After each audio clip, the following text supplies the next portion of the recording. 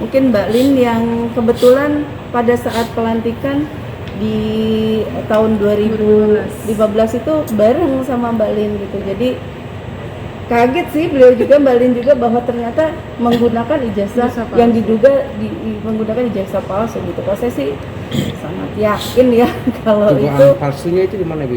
Jadi begini, seperti yang tadi disampaikan bahwa jenis ijazah di tahun 2014, maaf ya, seperti ini. Kalau asli ya, di mana ada barcode, sini stempelnya juga ditaruh di foto, ini asli. Nah, untuk Rasman sendiri, ya untuk Rasman sendiri, ketika dilakukan verifikasi di pangkalan data Dikti, itu tidak ada tulisannya. Memang Dikti tidak bisa bilang itu palsu, tetapi tidak terdaftar. Nah, apabila tidak terdaftar, dia yang bersangkutan harus datang kepada kampusnya. Kenapa misalnya nama saya kok tidak ada di pangkalan data? Karena sejak tahun 2000 itu semua computerized.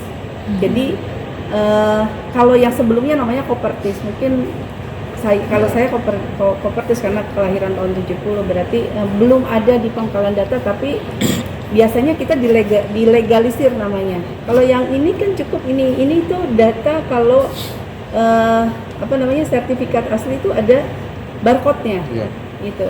Nah, untuk saudara Rasman sendiri tidak ada barcode-nya. Ini yang mungkin bisa dicek di sini. Ini tidak ada barcode-nya. Seperti inilah fisiknya. Ya, saya juga tidak. Ini sampai pengadilan nanti memutuskan bahwa ini adalah palsu atau tidaknya. Tapi setelah dilakukan verifikasi di pangkalan data, ini tidak terdaftar. Masalahnya mungkin saudara Rasman bilang bahwa ini ada konflik dua yayasan. Kami pegang data-data dari yayasan bahwa Universitas Ibnu Khaldun yang ini tidak terdata di Kemenkumham.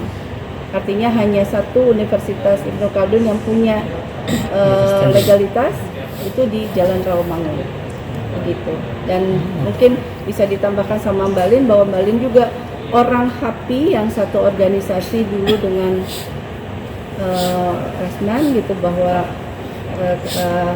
kenapa bisa untuk proses pencabutan BAS memang harus melalui beberapa tahapan ya Mbak ya.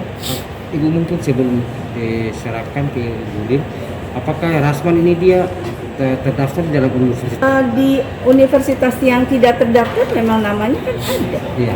Namanya ada, tapi mungkin saya pakai asumsi yang memang saya melakukan menelusuri ini bahwa sepertinya ini kayaknya jual beli ijazah, karena terdaftarnya dia itu di universitas versinya ini, tapi dia tidak mempunyai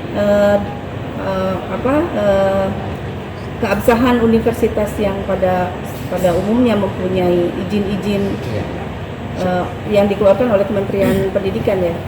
Itu. Terima kasih sudah nonton. Jangan lupa like, subscribe, dan share ya.